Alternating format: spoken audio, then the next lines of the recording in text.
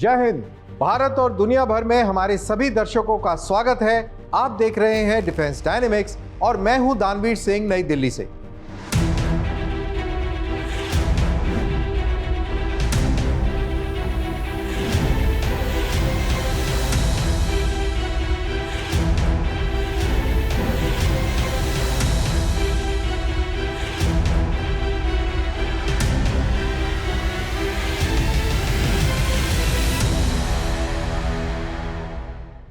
Defence dynamics में आज हम बात करेंगे वेस्ट एशिया के उस किनारे की जहां US Iran military stand of her गुजरते दिन के साथ एस्केलेशन के और करीब जाता जा रहा है। हम आपको बताएंगे भारत और ईयू के डिफेंस पार्टनरशिप के बारे में और एक ऐसी स्ट्रेटजी जो बिना किसी अलायंसेस के है। और हमारे ईस्टर्न नेबरहुड में इंडोनेशिया की रफाल इंडक्शन इशारे क्या कर रही है, एशिया के साइलेंट आर्म्स रेस की ओर किस तरीके से यह संकेत दे रही है, इसके बारे में हम बताएंगे। और साथ ही हम यह भी बताएंगे कि भारतीय मोर्चे पर अस्त्रा मार्क II दे रहा है भारत को एक बड़ा एयर कॉम्बैट लीप। और साथ ही भारतीय नौसेना सरफेस से लेकर सीबेड तक अपनी पावर बिल्ड कर रही है। और वहीं भारतीय सेना खुद को बदल रही है और एक ऐसी आर्मी 2.0 की ओर जो तेज भी है और स्मार्ट भी। और अंत में होगा माइटेक यानी मेरे विचार, जिसमें हम बात करेंगे एक उभरती हुई लेकिन साफ इरादों वाली क्वाइट कन्वर्जेंस, बांग्लादेश, पाकिस्तान और चाइना के बीच में बनता नेक्सस। ये सब और बहुत कुछ, लेकिन पहले नजर डालते हैं ग्लोबल डिफेंस हेडलाइंस पर। बजट 2026 में भारत सरकार ने रक्षा क्षेत्र के लिए 7.85 लाख करोड़ रुपए का आवंटन किया है, जो पिछले वर्ष के 6.81 लाख करोड़ के मुकाबले लगभग 15% की तेज बढ़ोतरी है। ये बढ़ोतरी ऑपरेशन सिंदूर के बाद के सुरक्षा माहौल में सैन्य आधुनिकीकरण पर नई दिल्ली के बढ़ते फोकस को दर्शाती है। मुख्य प्रावधानों में 2.19 लाख करोड़ रुपए का कैपिटल एक्सपेंडिचर शामिल है, जिससे सैन्य क्षमताओं को मजबूती मिलेगी, जबकि लगभग 1.85 लाख करोड़ रुपए नए कैपिटल एक्विजिशन के लिए रखे जाएंगे। इससे आत्मनिर्भर भारत पहल को बड़ा प्रोत्साहन मिलेगा। डिफेंस रिसर्च और डेवलपमेंट ऑर्गेनाइजेशन ने मंगलवार को उड़ीसा के तट पर स्थित चांदीपुर के इंटीग्रेटेड टेस्ट रेंज में सॉलिड फ्यूल डक्ट रैमजेट यानी SFDR तकनीक का सफल प्रदर्शन किया। इस उपलब्धि के साथ भारत उन चुनिंदा देशों के समूह में शामिल हो गया है जिसके पास रैमजेट पार्ड मिसाइल टेक्नोलॉजी है। ये तकनीक next generation long range air to air missile के विकास के लिए एक बेहद अहम आधार मानी जाती है। भारत और तंजानिया ने जॉइंट डिफेंस कोऑपरेशन कमेटी के चौथी बैठक के दौरान सैन्य परीक्षण, मैरीटाइम सिक्योरिटी और डिफेंस इंडस्ट्री कोलैबोरेशन में रक्षा सहयोग बढ़ाने पर चर्चा की। दोनों पक्षों ने counter terrorism, peace keeping training और इलेक्ट्रॉनिक वॉरफेयर, साइबर तथा आर्टिफिशियल इंटेलिजेंस जैसे नीश क्षेत्रों में भी नए सहयोग के अवसर पर विचार किया। रिपब्लिक ऑफ कोरिया एयरफोर्स के Boeing F-15K slam eagle multirole fighter aircraft fleet को बड़े अपग्रेड के लिए तैयार किया जा रहा है। यूएस डिपार्टमेंट ऑफ डिफेंस द्वारा घोषित $2.8 बिलियन के 11 साल के हाइब्रिड कॉन्ट्रैक्ट के तहत बोइंग इन विमानों के लिए एक इंटीग्रेटेड एयरक्राफ्ट सिस्टम सूट को डिजाइन और डेवलप करेगा। ये अपग्रेड साउथ कोरिया की डिफेंस एक्विजिशन प्रोग्राम एडमिनिस्ट्रेशन की ओर से किया जा रहा है। वर्तमान में रिपब्लिक ऑफ कोरिया एयरफोर्स के पास 59 F-15K एयरक्राफ्ट सेवा में है। जर्मनी की डिफेंस कंपनी हेंसलॉट ने डेहेल डिफेंस से लगभग 100 मिलियन यूरो का ऑर्डर हासिल किया है, जिसके तहत TRML 4D air surveillance radars के साथ मेंटेनेंस और ट्रेनिंग पैकेज की आपूर्ति की जाएगी। ये radars European sky shield initiative में भाग लेने वाले देशों को दिए जाएंगे और इन्हें डेहेल डिफेंस के IRIS TSLM medium range air defence system में इंटीग्रेट किया जाएगा। TR-ML4D एक एक्टिव इलेक्ट्रॉनिकली स्कैन्ड अरे रेडार है।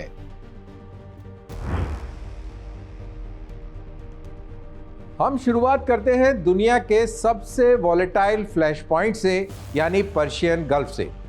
यूनाइटेड स्टेट्स अपने मिलिट्री पोस्चर को मजबूत कर रहा है, ईरान अपने कैलिब्रेटेड तरीके से जवाब दे रहा है और एक बार फिर straight of Hormuz global strategic lens के केंद्र में है।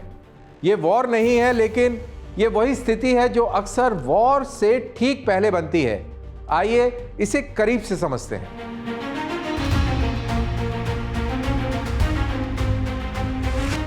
पर्शियन गल्फ एक बार फिर ग्लोबल मिलिट्री अटेंशन का केंद्र बन चुका है।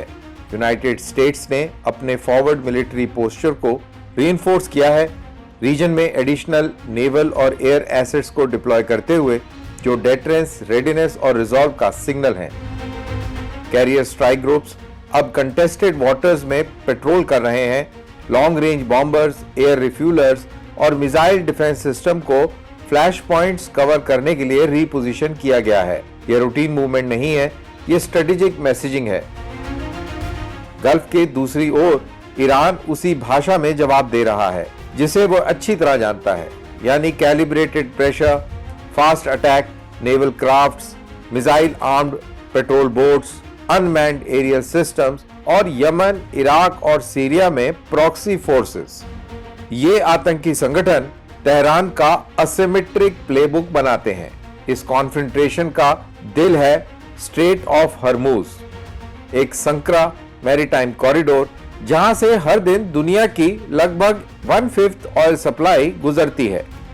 यहां किसी भी तरह का disruption global energy markets, insurance rates और स्ट्रेटेजिक स्टेबिलिटी पर तुरंत असर डाल सकता है। इस स्टैंड ऑफ को खास तौर पर डेंजरस बनाती है इसकी एम्बिग्युइटी। कोई फॉर्मल डिक्लेरेशन नहीं, कोई पब्लिकली ड्रॉन रेड लाइंस नहीं, सिर्फ पैरेलल डिप्लॉयमेंट्स, शैडोइंग मैनूवर्स और कांस्टेंट सर्वेलेंस। इतिहास बताता है अब युद्ध अनाउंसमेंट से शुरू नहीं होते, वे पोस्चर, प्रॉक्सिमिटी और मिसकैलकुलेशन से शुरू होते हैं।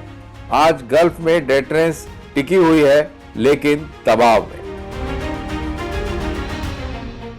अभी के लिए डेटरेंस होल्ड कर रही है, लेकिन इतिहास हमें यह भी याद दिलाता है कि जब सेनाएं इतने नजदीक ऑपरेट करती हैं तो इंटेंट से ज्यादा खतरनाक होती है मिसकैलकुलेशन। गल्फ फिलहाल शांत है, लेकिन ऐसे टेंस काम अक्सर अचानक टूट जाते हैं। जब दुनिया की नजर फ्लैश पॉइंट्स पर टिकी हुई है, उसी दौरान एक शांत लेकिन कहीं ज्यादा एंड्योरिंग शिफ्ट चल रहा है।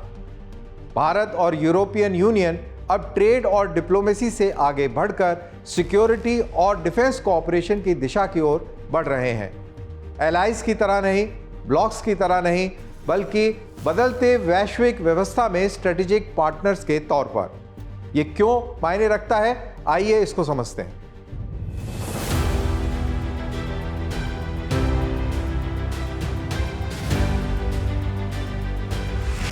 जब फ्लैश पॉइंट्स हेडलाइन डोमिनेट करते हैं, तब quieter strategic shifts global security को रीशेप करती हैं।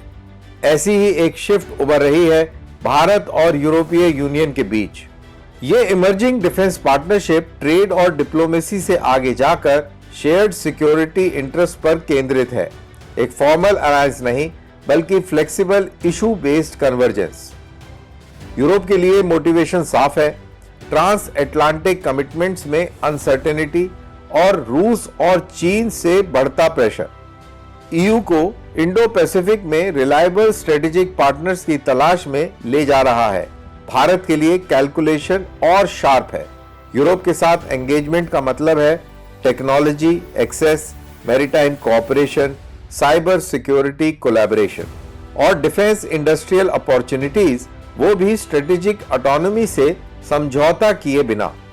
Joint naval exercises, port calls और की सी लेन्स में शेयर्ड सिचुएशनल अवेयरनेस इस कन्वर्जेंस को ग्राउंड पर उतारते हैं। सप्लाई चेन रेजिलियंस और इमर्जिंग टेक्नोलॉजीज पर कोऑर्डिनेशन भी इसी का हिस्सा है।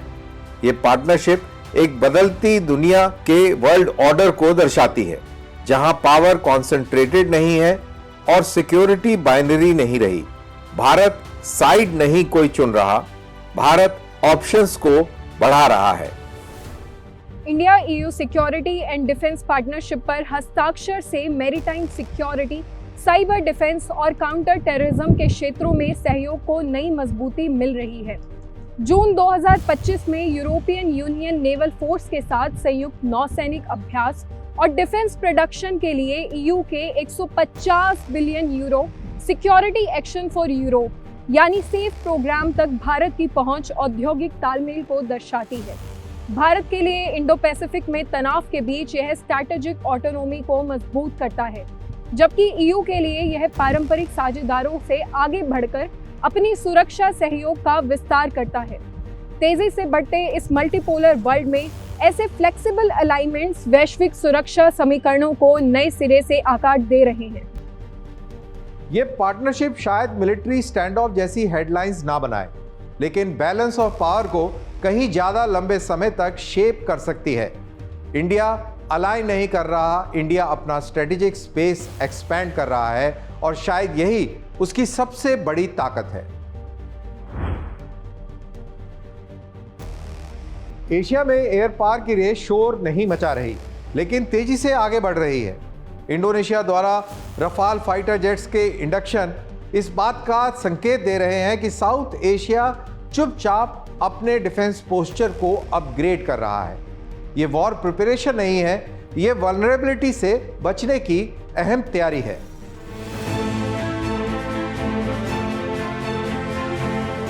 साउथ एशिया का एयर स्पेस एक क्वाइट ट्रांसफॉर्मेशन से गुजर रहा है। इंडोनेशिया द्वारा रफाल फाइटर जेट की इंडक्शन सिर्फ एक प्रोक्योरमेंट माइलस्टोन नहीं, बल्कि मिलिट्री थिंकिंग में रीजनल शिफ्ट का संकेत है। पूरे आसियान में देश अपनी एयर फोर्सेस को मॉडर्नाइज कर रहे हैं, कॉन्फ्लिक्ट के लिए नहीं बल्कि डेटरेंस के लिए। Multi role fighters, long range sensors और नेटवर्क वॉरफेयर कैपेबिलिटीज अब स्टैंडर्ड बनती जा रही हैं। रफाल की अपील उसकी वर्सटैलिटी में है, air dominance, precision strike, maritime attack और वेस्टर्न व रीजनल पार्टनर्स के साथ इंटर ऑपरेबिलिटी। इंडोनेशिया के लिए दूर दराज के इलाकों में फैले हुए द्वीप समूहों पर एयर सोवरेनिटी को मजबूत करता है। रीजन के लिए ये एक ब्रॉडर ट्रेंड दिखाता है, यानी डाइवर्सिफिकेशन। देश किसी एक सप्लायर पर ओवर डिपेंडेंस से बच रहे हैं, जियोपॉलिटिकल रिस्क और ऑपरेशनल नीड्स के बीच बैलेंस बनाते हुए। साउथ चाइना सी के कंटेस्टेड एयर स्पेस में एयर पावर अब स्टेबलाइजर की तरह काम कर रही है, presence without provocation, capability without escalation. Asia में हथियारों की दौड़ अब बातों और बयानों में नहीं है, बल्कि डेलिब्रेट है। इंडोनेशिया को अपने पहले 3 राफेल जेट्स मिलने के साथ 42 विमानों का यह $8.1 बिलियन का सौदा उसके द्वीपों के समूह पर एयर सॉवरेनिटी को मजबूत करता है। ये राफेल विमान कई तरह के अभियानों को अंजाम देने में सक्षम हैं और साउथ चाइना सी में चल रहे तनाव के बीच आसियान साझेदारों के साथ इंटरऑपरेबिलिटी को बढ़ावा देते हैं। यह डाइवर्सिफिकेशन सप्लायर्स पर भी निर्भरता को कम करता है और बिना किसी एस्केलेशन के क्षेत्रीय डिटरेंस को स्थिर बनाए रखने में मदद करता है। एशिया भर में एयर पावर अब डोमिनेंस नहीं बल्कि बैलेंस का सवाल है और इस साइलेंट आर्म्स रेस में इंटेंट से ज्यादा कैपेबिलिटी बोलती है। इंडिया की एयर कॉम्बैट डॉक्ट्रिन में एक निर्णायक बदलाव आकार ले रहा है। फोकस अब क्लोज इन डॉग फाइट्स पर नहीं बल्कि इस पर है कि कौन पहले स्ट्राइक करता है और सबसे दूर से। इस बदलाव के केंद्र में है भारत का indigenous beyond visual range missile programme. ये कैसे पूरी इक्वेशन बदलता है, आइए इसे करीब से समझते हैं। मॉडर्न एयर कॉम्बैट का निष्कर्ष पायलट के एक दूसरे के देखने से बहुत पहले ही डिसाइड हो जाता है। Detection, tracking, first engagement. Bharat का अस्त्रा मार्क 2 प्रोग्राम इसी रियलिटी को रिफ्लेक्ट करता है।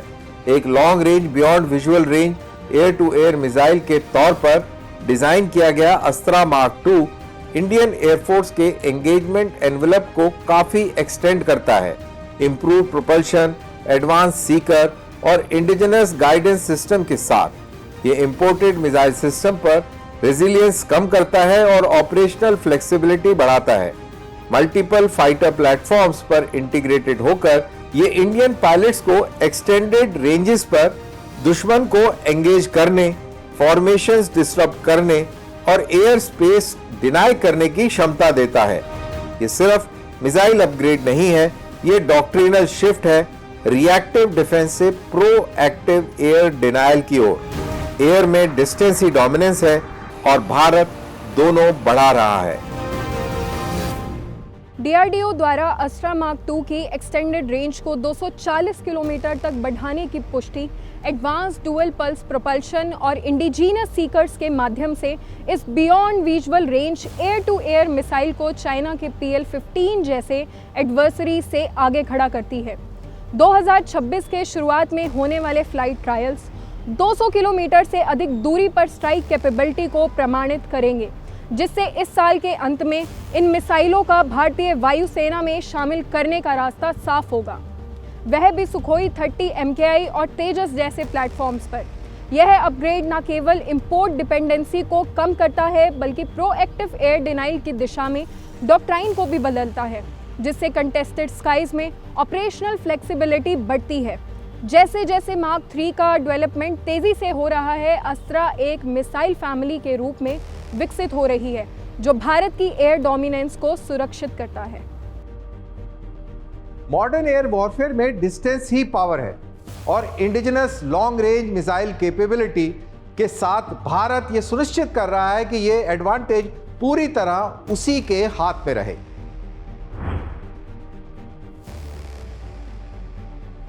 इंडियन ओशन अब कोई शांत स्ट्रेटेजिक स्पेस नहीं रहा, ये ग्लोबल ट्रेड का हाईवे बन चुका है और बढ़ते कंपटीशन का एक सक्रिय थिएटर भी। इंडिया का जवाब रिएक्टिव नहीं है, ये स्ट्रक्चर्ड है, लेयर्ड है और डेलिब्रेट है। यही वो तरीका है जिससे भारत अपनी मैरीटाइम लाइफलाइंस को सुरक्षित कर रहा है। इंडियन ओशन अब एक क्वाइट बैकयार्ड नहीं है बल्कि कंटेस्टेड स्पेस बन चुका है। ग्लोबल ट्रेड, एनर्जी फ्लोज और जियोपॉलिटिकल इन्फ्लुएंस के लिए क्रिटिकल है। भारतीय नौसेना का रिस्पांस लेयर्ड और डेलिब्रेट है। Aircraft carriers visible power projection देते हैं, सबमरीन साइलेंट डेटरेंस प्रदान करती हैं, अनमैन्ड सिस्टम्स परसिस्टेंट सर्वेलेंस सुनिश्चित करते हैं और सारे के सारे ये एलिमेंट्स एक सर्वेलेंस स्ट्राइक नेटवर्क बनाते हैं जो की सी लेन्स और चेक पॉइंट्स तक फैला हुआ है।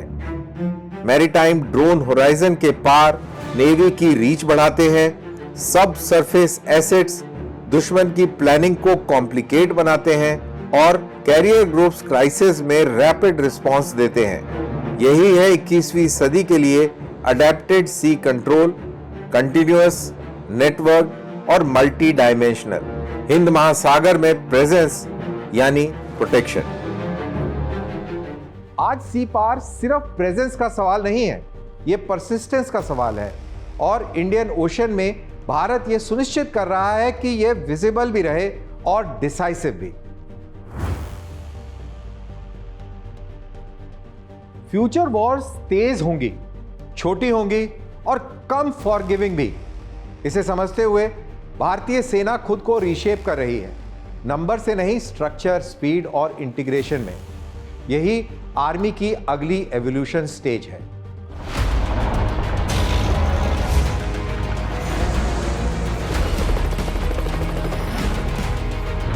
फ्यूचर लैंड वॉर्स छोटी, इंटेंस और अनफॉरगिविंग होंगी। वे स्पीड, इंटीग्रेशन और प्रिसीजन को रिवॉर्ड करेंगी और डिले को पनिश करेंगी। इंटीग्रेटेड बैटल ग्रुप्स की ओर भारतीय सेना का शिफ्ट इन्हीं लेसन्स को रिफ्लेक्ट करता है। ये formations infantry, armour, artillery, drones और सर्विलेंस को मिशन रेडी यूनिट्स में कंबाइन करती हैं। ड्रोन्स आगे स्काउट करते हैं, आर्टिलरी प्रिसीजन फायर देती है, इन्फेंट्री रियल टाइम इंटेलिजेंस के साथ मनूवर करती है ऑब्जेक्टिव साफ है, डिसीजन टाइम कंप्रेस करना, बैटल स्पेस डोमिनेट करना और एडवर्सरी को एस्केलेशन स्पेस डिनाई करना। ये रिफॉर्म्स मॉडर्न कॉन्फ्लिक्ट से सीधे निकले हैं, जहां मास की जगह अडेप्टेबिलिटी निर्णायक बन चुकी है। ये आर्मी परेड्स के लिए नहीं, फर्स्ट कांटेक्ट के लिए तैयार हो रही सेना है। ये ट्रांसफॉर्मेशन थ्योरी या डिस्प्ले के लिए नहीं है, ये कांटेक्ट के लिए डिजाइन की गई है, जहां स्पीड, कोऑर्डिनेशन, प्रिसीजन आउटकम को तय करेंगे।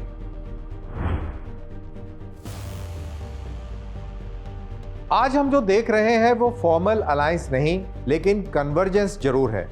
पाकिस्तान, बांग्लादेश और चीन का शांत और कैलिब्रेटेड तालमेल, कैपेबिलिटी गैप्स, पॉलिटिकल सिग्नलिंग और भारत के बढ़ते स्ट्रेटेजिक वेट से साझा डिस्कंफर्ट द्वारा ये ड्रिवन है। ये आइडियोलॉजी का मामला नहीं है, ये लेवरेज का खेल है। यहां पर हर एक खिलाड़ी का मकसद है। चाइना टेक्नोलॉजी देता है, फाइनेंसिंग देता है और स्ट्रेटेजिक अम्ब्रेला प्रदान करता है। पाकिस्तान देता है मिलिट्री इंटीग्रेशन, टेस्टिंग ग्राउंड्स और भारत के साथ परमानेंट हॉस्टिलिटी यानी दुश्मनी की स्थिति जो उसके फायदे में रहती है। और बांग्लादेश देता है ज्योग्राफी, जिसके जरिए बे ऑफ बंगाल तक के एक्सेस मिलता है और भारत के ईस्टर्न फ्लैंक के करीब प्रॉक्सिमिटी और डिफेंस डाइवर्सिफिकेशन के लिए पॉलिटिकल स्पेस। बीजिंग के लिए यह क्लासिकल पेरिफेरल प्रेशर है। भारत से सीधा टकराने की जरूरत क्यों, जब उसका ध्यान पश्चिम और पूर्व दोनों की ओर खींचा जा सकता है। पाकिस्तान के लिए ऑब्जेक्टिव वही पुराना है, स्ट्रेटेजिक रेलेवेंस बनाए रखने का। चीन के साथ क्लोजर मिलिट्री कोऑर्डिनेशन, बांग्लादेश तक आउटरीच और जॉइंट नैरेटिव्स सब बीजिंग के रीजनल कैलकुलस में इंडिस्पेंसेबल बने रहने की कोशिश है। बांग्लादेश के लिए यह कन्फ्रंटेशन से ज्यादा बार्गेनिंग पावर का मामला है। मल्टीपल पार्टनर्स के साथ खेलकर इकोनॉमिक और मिलिट्री ऑप्शंस को मैक्सिमाइज करना। यह नेक्सस ट्रांजैक्शनल है, ट्रांसफॉर्मेशनल नहीं है। शेयर्ड कमांड स्ट्रक्चर नहीं है, ना कोई यूनिफाइड डॉक्ट्रिन और ना ही कोई म्यूचुअल डिफेंस ऑब्लिगेशन। जो मौजूद है वह arm sales, joint exercises, intelligence exchanges और कैलिब्रेटेड डिप्लोमेटिक सिग्नलिंग तक ही सीमित है। भारत के लिए जवाब अलार्मिज्म में नहीं, क्लैरिटी में है। भारत के पास पहले से डिसाइसिव एडवांटेजेस मौजूद हैं, जैसे इकोनॉमिक स्केल, हिंद महासागर में नेवी का डोमिनेंस, स्ट्रेटेजिक पार्टनरशिप्स और इंडिजिनस डिफेंस कैपेसिटी। असल रिस्क एनसर्कलमेंट का नहीं है, बल्कि डिस्ट्रैक्शन का है। ये नेक्सस भारत को रिएक्टिव पोस्चर में धकेलना चाहता है, रिसोर्सेज को खींचना चाहता है, स्ट्रेच करना चाहता है और मल्टीपल फ्रंट्स पर नॉइस को एम्पलीफाई करना चाहता है, शोर मचाना चाहता है। भारत का जवाब वही रहना चाहिए जो वो बनाता जा रहा है, यानी कि प्रिपेयर्ड है, नॉट प्रोवोक्ड है, एंगेज्ड है और नॉट इंटेंगल्ड है। तो इसकी बॉटम लाइन बिल्कुल साफ है। इसका अंतिम निष्कर्ष क्या है कि कोई भी नया एक्सेस पावर यहां पर मौजूद नहीं है। यह सिर्फ एक रिमाइंडर है कि जैसे जैसे भारत आगे बढ़ता है, रेजिस्टेंस भी कोऑर्डिनेट होती जाती है। और असली टेस्ट ऑफ पावर यह नहीं है कि आप कितनी जोर से जवाब देते हैं, बल्कि यह है कि आप कितनी शांति से अपना काम करते जाते हैं और आगे बढ़ते रहते हैं। इसी के साथ ही डिफेंस डायनेमिक्स का ये एपिसोड यहीं समाप्त होता है। अपने कमेंट सोशल मीडिया पर #DD with दानवीर के साथ जरूर साझा करें। अगले हफ्ते फिर होगी मुलाकात नई डिफेंस और जियोपॉलिटिकल डेवलपमेंट्स तथा उनके एनालिसिस के साथ। तब तक के लिए दीजिए मुझे इजाजत। जय हिंद।